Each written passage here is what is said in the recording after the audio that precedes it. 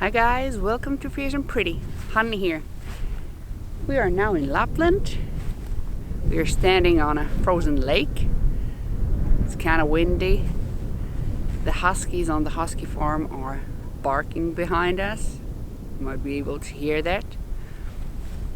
The hubby is out ice fishing and thought that I'd show you the sun on top of the snowy lake, and then we could jump to a deck comparison, because I took two decks with me up here in Lapland, both by Cilla Conway, because if you watch my channel you know I love the Shimmering Veil Tarot.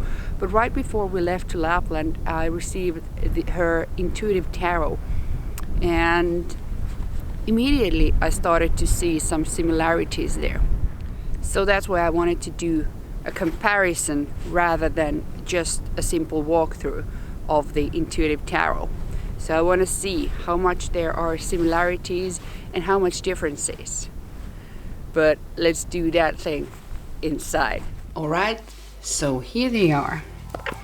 The intuitive tarot and my Shimmering Veil. It already has its own beautiful pouch. So let's go through the technicalities first. Both of these decks come in an awesome box. I like these boxes a lot. So the lid opens. They're hard cardboard boxes. Here's the inside. And both of them have these little guidebooks. And this one I haven't read yet, but the Shimmering Veil one I really loved, so I'm interested to see what Cilla has to say about the intuitive tarot in her book. Here we have the backs. Both are totally reversible, but when it comes to the cardstock, the Shimmering Veil, it's thicker and it has a different coating than the intuitive tarot. And when it comes to the deck thickness, they are equally thick, but still somehow the intuitive tarot is more bendy than the Shimmering Veil. And overall, you know, just deck qualities, I love the Shimmering Veil cardstock. But the intuitive isn't bad either, even though I prefer this one a bit more.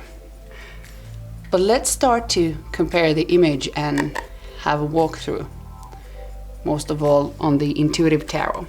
So as we can see straight away from the start that the art style is really different, and so are the colorings. Still, it was interesting to see that there are some underlying similarities in the deck. I like how the Shimmering Veil is numbered and marked very subtly with the elemental symbols and the numbers on the bottom corner. But also the intuitive tarot, well, it ain't the most beautiful when you have the black title placing there, but at least it is really clear and easy to read. But I think that the fool in the intuitive tarot is kind of looking mischievous. He has this grin on his face that something's about to happen, and we don't know if he's jumping out from that wormhole or jumping into the wormhole, like to the frames. But I love the impression in the eyes of the fool. The magician in the intuitive tarot is really fiery, like super fiery, but still there is the air there. But overall the colorings is powerful and really fiery to me, and I really like the image, even though I like the Shimmering Veil, very shamanistic magician also. Both the high priestesses have a really similar color scheme. We do have a snake coiled around the ankh, and we have the moon there, like a crescent moon, and then kind of like a new moon in here. So I find that really interesting. The Empress has a lot of similarities. In both of them we have the mother nursing the baby there. I think that the intuitive one is a bit more kind of powerful and strong, and the Shimmering Veil one is a bit softer. The Emperor cards, again, the color is there, really Morrison colors, and there are a lot more details in the Intuitive Tarot with Emperor. We have so much going on behind there, so many different scenes. I think it looks like there's a tank and a warrior, there's a lamp, I think there's a bookshelf, and here we have people like in front of, could it be a computer screen? I think this guy kind of looks like he's a spacewalker walker on top of Mars, and here's a queue of people, and this could be like a spacecraft here, and a watch, I don't know, so many little details. There's a globe, the world, on top of a wand, and of course we have the flying penis, which I really enjoy. I think that's really fun symbol there. So no question if it is a masculine emperor. I really love the Hierophant in the Shimmering Veil. I think it's gorgeous, but I still do like the intuitive one too. I like that it's not so Christian looking priest. He's kind of more that like he could be an Egyptian priest. He has kind of an Ankh wand there. But we do have the keys. We do have the bull. On top of a bull there's a fish. But then there's also moon in the head of the bull there. There we see a crescent moon, and then kind of like the new moon there behind, and then the fish and the star, and also the white circle kind of reminds me of moon here in the Hierophant. So really different, these ones.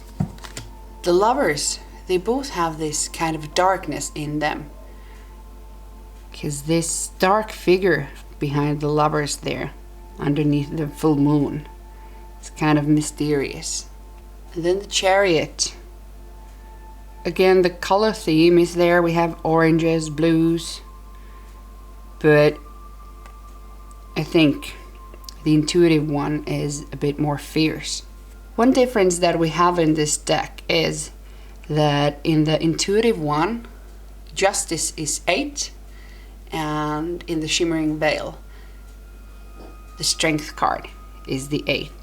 So let's do the image comparison with the corresponding images, not with the corresponding numbers. So here are both the justice cards, and in the intuitive tarot, this one looks kind of more masculine to me, which is interesting.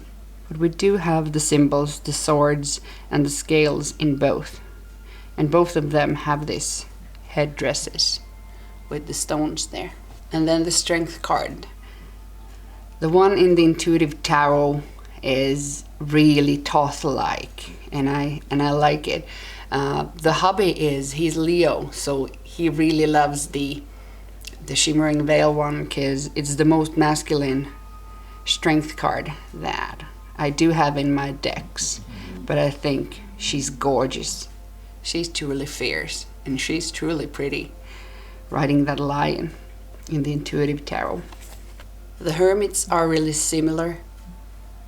We have the lantern, but here we do have 2 dogs on the upper corner in the intuitive one. Then we do have a snake and some sort of a beast, and kind of like the Hermit's cape is becoming the road that he is taking. The wheel card in the Shimmering Veil is really cosmic, and the intuitive one is, I don't know, maybe bit more traditional. We do have a wheel there, the yin and the yang, the balance, and the swirling movement. So this is a bit more clearer image, maybe for some people, but I like them both, but really different, these ones. The Hangman in the Shimmering Veil is one of my absolute favorite cards in the deck, so it's really hard to compare, but I really like both of these depictions of the Hangman. And I guess the colorings are kind of similar, because in these shadows we do have a lot of these oranges, a lot of the same colors that are here in the circles around the Hangman in the Intuitive Tarot. Death card, I like them both. You know, as a Scorpio, always an important card for me, but I really love having the skull figured face here. Temperance, both of them also have a lot of the similar colors, even though they are much more muted in the Shimmering Veil, but the colors are there. They are just deeper and more powerful. The Devil in the Intuitive is really interesting. I think she has a strong but more female body. She has breasts, and that kind of looks like there's a monster in her hoo-ha. The two people are there burning right next to the claw-looking feet. There are flames. But this devil isn't looking really nice. Really different devils, but dark, both of them. Then the towers, and I couldn't help but, you know, think of Die Hard when I saw this. Bruce Willis, Die Hard. I love this. It's really different image of the tower, really contemporary, but I like it. I like both of them. The reds are kind of similar there. Then the Star card. Both of them are pretty. There's only the kind of minor purple hue that's similar in both of them, but neither of these are actually a really classical depiction of the star, and I kind of like them. The Shimmering Veil moon is a bit more kind of traditional than the Intuitive moon, but I love how big the moon is here, and the little crayfish monster is there swimming underneath the full moon. The sun again is a bit more traditional in the Intuitive, but both are really clearly and easily seen as the Sun card. The Judgment card here actually reminds me a lot of the Three of Cups in the Shimmering Veil. So there are not so many similarities there, but if we look at the Three of Cups, this reminds me immediately of the Three of Cups. And I kind of see the Judgment card sometimes as also being really positive, because moving on and transforming energy of the Judgment card, kind of like cleaning the slate type of feeling.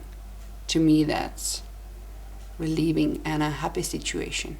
And the World, again, the Intuitive Tarot, it is all the time a lot more traditional than the Shimmering Veil. I love the kind of galaxy there. Both of them are really spacey ones. And then let's jump into the minors. So the suits in the Shimmering Veil are really elemental. They are marked with the symbols of fire, water, air, or earth. And in the Intuitive Tarot, we do have batons and cups and swords and discs.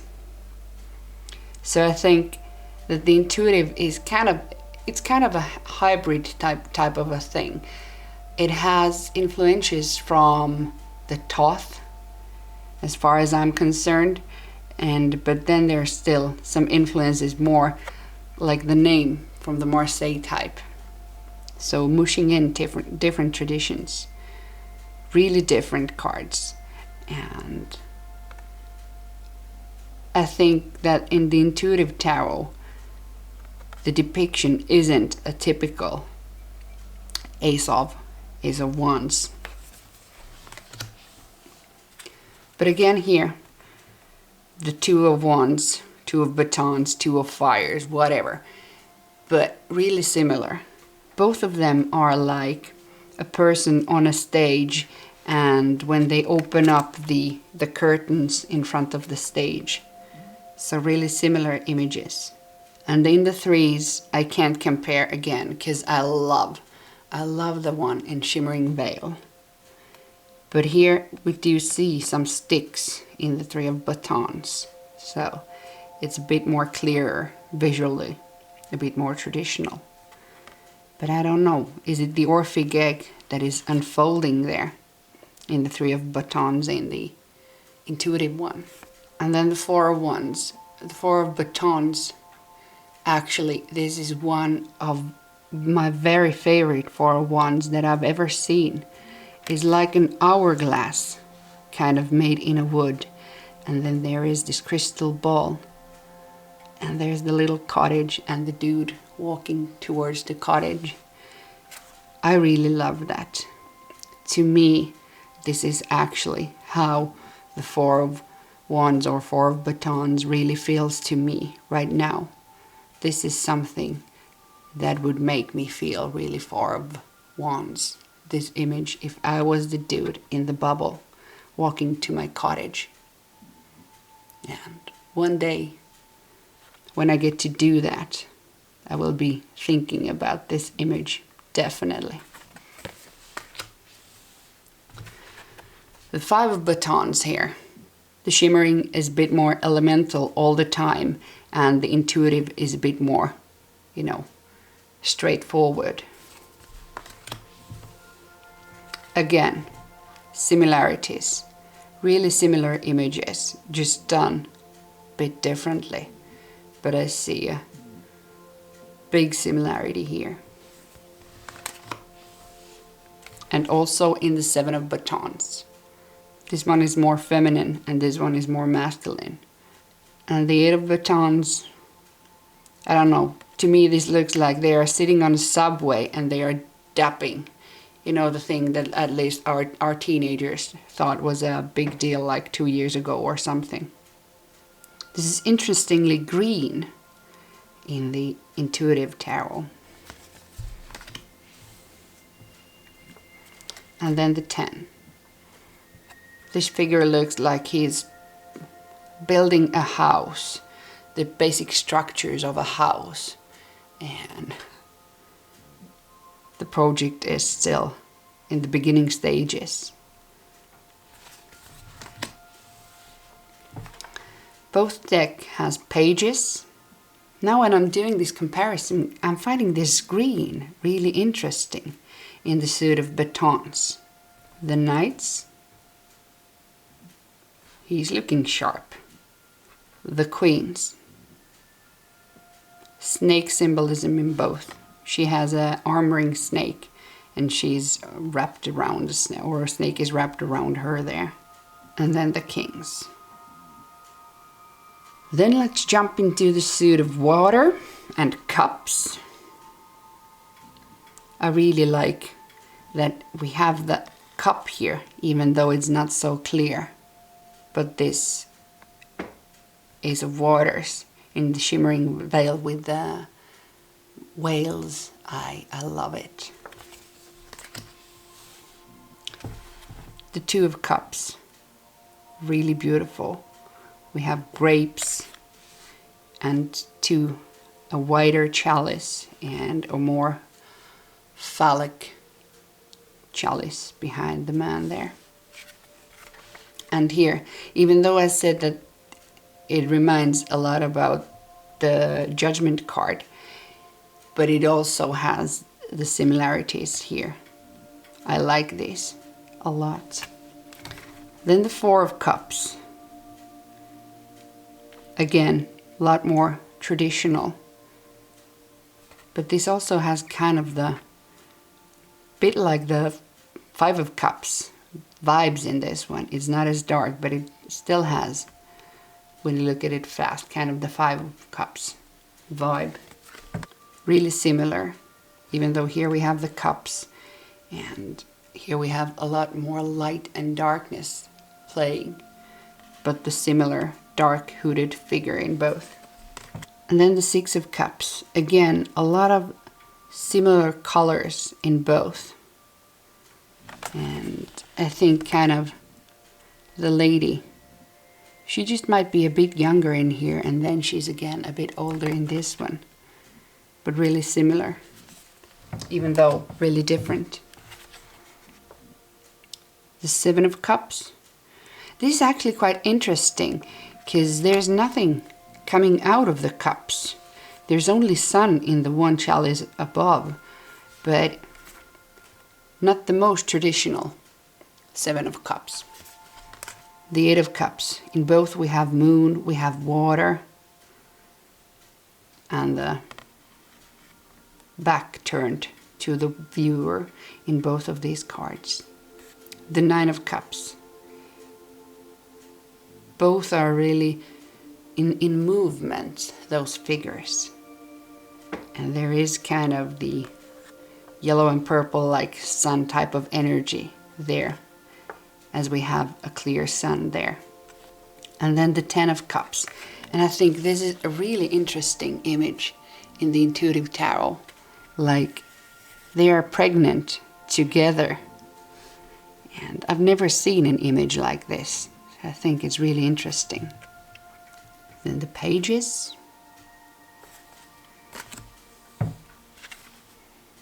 The Knight and the Warrior. So these are just named differently with the W here in the Shimmering Veil.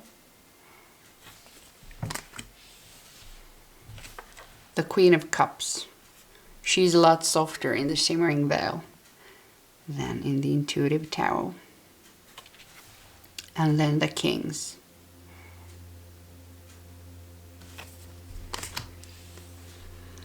Then to the world of air and swords.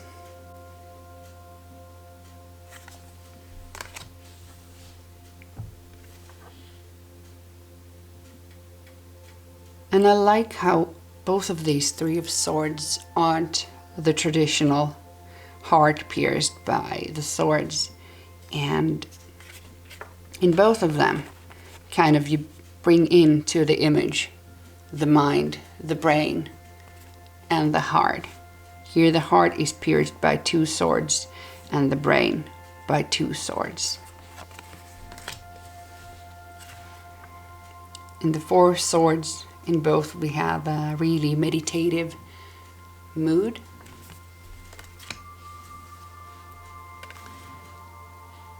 And in the Five of Swords, the only similarity is kind of the hooded figure, but both are kind of really oppressive emotionally. And I think the Shimmering Veil, Six of Air, is a lot more airy than the more traditional Six of Swords in the intuitive tarot. In both of these Cilla's deck, I think that the Seven of Swords are really interesting and really different compared to any other decks. In the Eight, we have a lot of similarities again. In both of these, the figure is tying themselves to the pole. And then the Nine, even the images are different. I love how the Shimmering Veil always brings in the energy without the clear depiction of, compared to more traditional decks.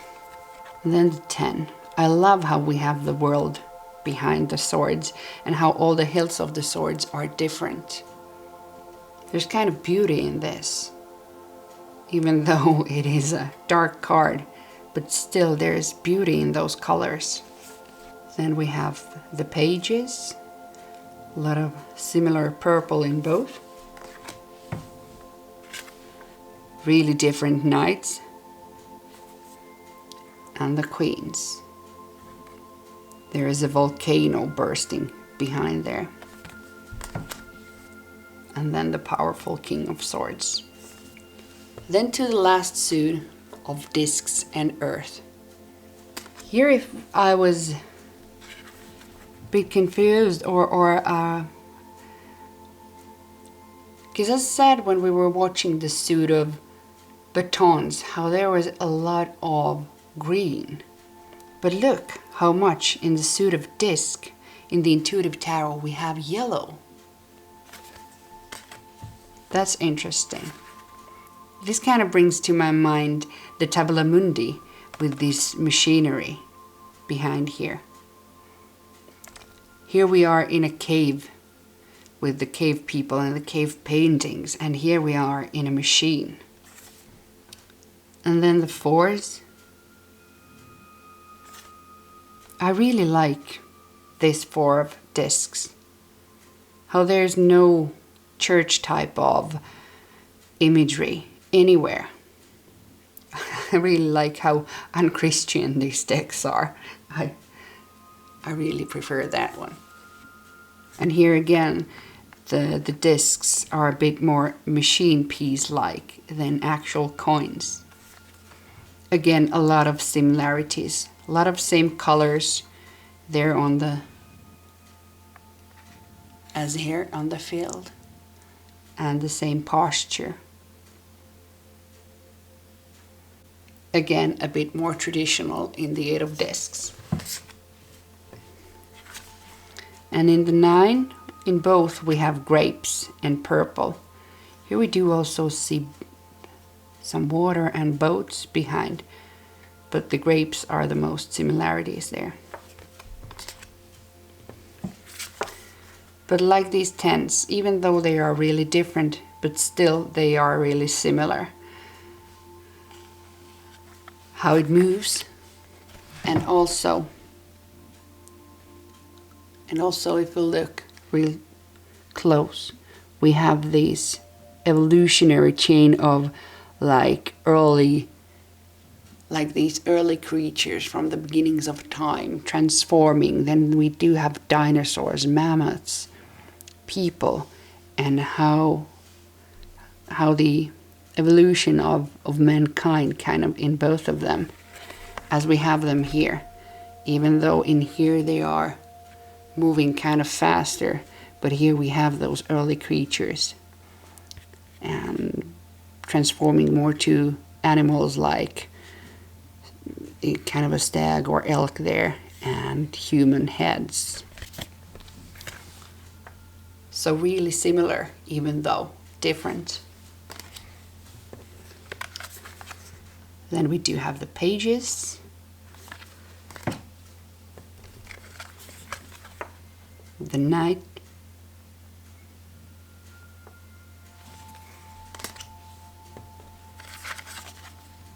The queens.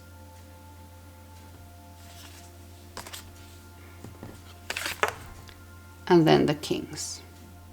So if I would have to choose between these two decks, which I'm happy that I don't, I still prefer the Shimmering Veil. I love how raw and elemental it is, but I really like the Intuitive Tarot also, and I think that I will be using it also a lot. And before we end, let's see how the deck behaves, because I always like to see how the deck shuffle and how they work. The cards are as big, so they are the same shape and size.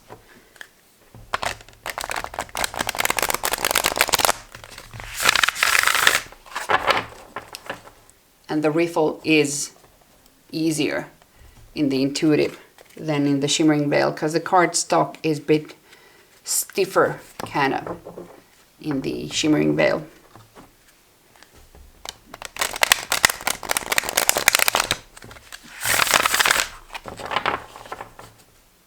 So nice riffle. And then the hand over hand.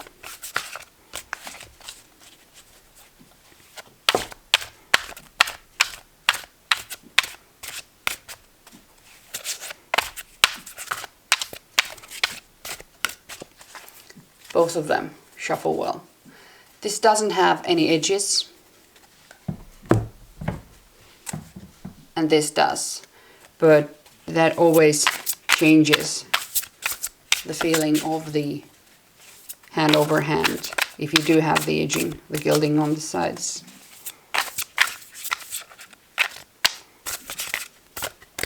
And just for comparison, I'm gonna do a quick riffle for the shimmering.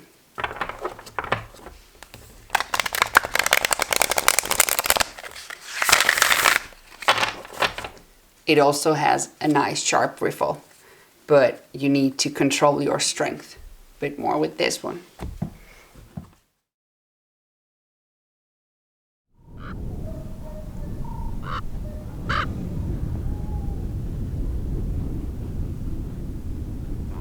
Okay, now you've seen the comparison between the Shimmering Veil Tarot and the Intuitive Tarot. Let me know down in the comment box, which one do you prefer and why? Until next time, bye guys!